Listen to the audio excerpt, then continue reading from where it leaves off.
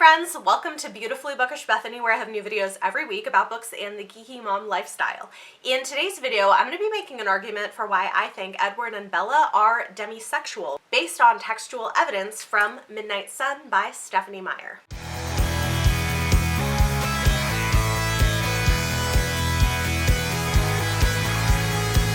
So I recently read Midnight Sun and vlogged it, which I'll link the vlog up above if you want to see that very long sort of deep dive. But one of the things that kind of came up in that is I think there's a pretty strong argument for saying that Edward and Bella should be considered demisexual.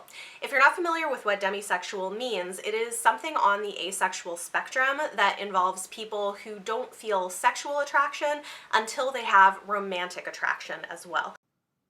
To be more specific, demisexuality is a sexual orientation characterized by only experiencing sexual attraction after making a strong emotional connection with a specific person. A demisexual identity is a useful indicator for where a person might fall on the asexual spectrum.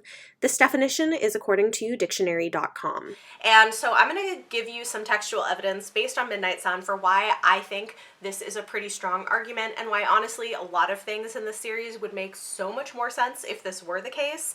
I don't know that this is canon. I have no idea what Stephenie Meyer would think about it, but I think there's an argument to be made here. So let's go ahead and dive in. Near the beginning of the book, we see Edward interacting with Tanya for the Alaska clan. We know from the previous series that she had some interest in Edward. He had no interest in her. And this becomes a repeated pattern. And in fact, we're going to see that Bella was the first person that he had ever had romantic and therefore sexual interest in across his very long life. One thing to take note of is the fact that Edward does not experience physical sexual attraction to Bella until later on in the book. It's not until they actually begin to develop a more emotionally bonded relationship that he has this experience. At the beginning of the book, we see him say that she looks very average, and then later on we have another line where he says, "How could I have ever thought that she was anything more than stunning?" So it's something that clearly develops in terms of physical attraction to her as their relationship deepens. The first sign that we see this physical attraction developing is on page 221. Edward is thinking about a blouse that Bella had been wearing and says the fabric had clung to her skin in such an appealing way, cut low enough to reveal the mesmerizing shape of her collarbones, curling out from the hollow of her throat. The blue had flowed like water along the subtle shape of her body. It would be a monumental mistake to dwell on the strange hungers that thoughts of her lips, her skin, her body were shaking loose inside me. Hungers that had evaded me for 100 years. Okay, so this is the first time that he admits that he's feeling these physical hungers, this sexual attraction, and we're more than 200 pages into the book, so they've already begun really developing a relationship. Then on page 296, we discover that this is the first time that Bella has felt interest in anybody either. He asks her if there were any other boys that she had been interested in Phoenix, and she shakes her head, saying, "I wasn't paying that much attention." My eyes narrowed. "So you never met anyone you wanted?" She sighed again. "Not in Phoenix."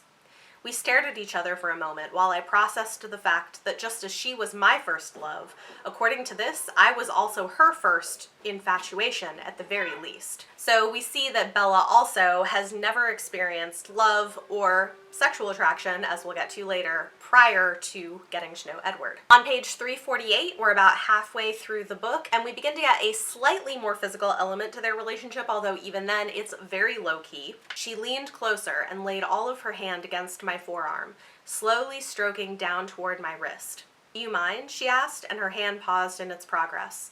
"No," I responded quickly. "You can't imagine how that feels." I couldn't have imagined it before this moment. It was beyond any pleasure I'd ever felt. Her fingers traced back up to the inside of my elbow, outlining patterns there. So you can make jokes about the idea that the greatest pleasure Edward has ever experienced in his almost 100 years of life is Bella touching his arm and elbow. On the other hand, if he is demisexual, then the idea that he had never experienced physical or sexual pleasure from touch in that way prior to Bella, it makes a little bit more sense. Is it still melodramatic and a little over the top? Yeah, of course.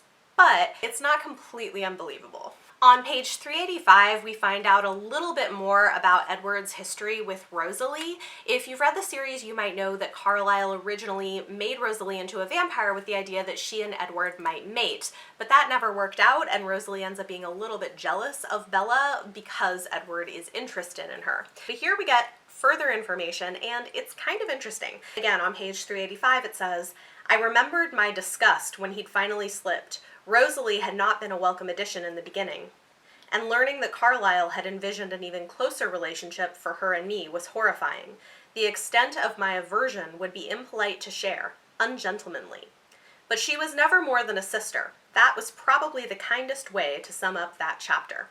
So what's interesting about this is the fact that Edward is not just not interested in Rosalie romantically, but he actually has an aversion to her, despite the fact that we hear over and over again that she's objectively very physically attractive. If he's demisexual, this makes a lot more sense. Finally, on page 415, we have a conversation between Edward and Bella where they both come to realize that neither of them had experienced either love or lust, sexual attraction, prior to their relationship with each other. Edward has told Bella that he's a virgin, he's never had sex with anybody, and he asks her, "I'm curious now though, have you ever?" "Of course not," she answered at once, not angrily, but incredulously. "I told you, I've never felt like this about anyone before, not even close." "I know," I assured her, "it's just that I know other people's thoughts. I know love and lust don't always keep the same company. They do for me, now anyway that they exist for me at all." So what's interesting here is we're seeing that both Edward and Bella had not experienced love or lust previously, and that for both of them, they seem to go together as a package deal, which again would add to the argument that they're probably demisexual. One last thing that I'll say, and I couldn't find the exact passage to reference this, but there's a place where Esme and Carlisle talk about the fact that they had been worried that Edward might never find love or might never find somebody that he connected with. So with all of that put together, I think we have a pretty strong argument for the idea that Edward and Bella might in fact be demisexual. Now, there's a question as to whether that was what Stephenie Meyer intended or whether she's instead trying to push this idea that everybody should be this way, but I think this series and this book in particular make a whole lot more sense if we take the idea that Edward and Bella are somewhere on the asexual spectrum. So talk to me in the comments down below. Let me know what you think. Do you think this is a good argument? Do you think Edward and Bella might be demisexual? Or do you think that there's something else going on here? Let me know your thoughts. If you guys like this video, give it a thumbs up, subscribe if you want to see more. Thank you so much for watching, and I will see you next time.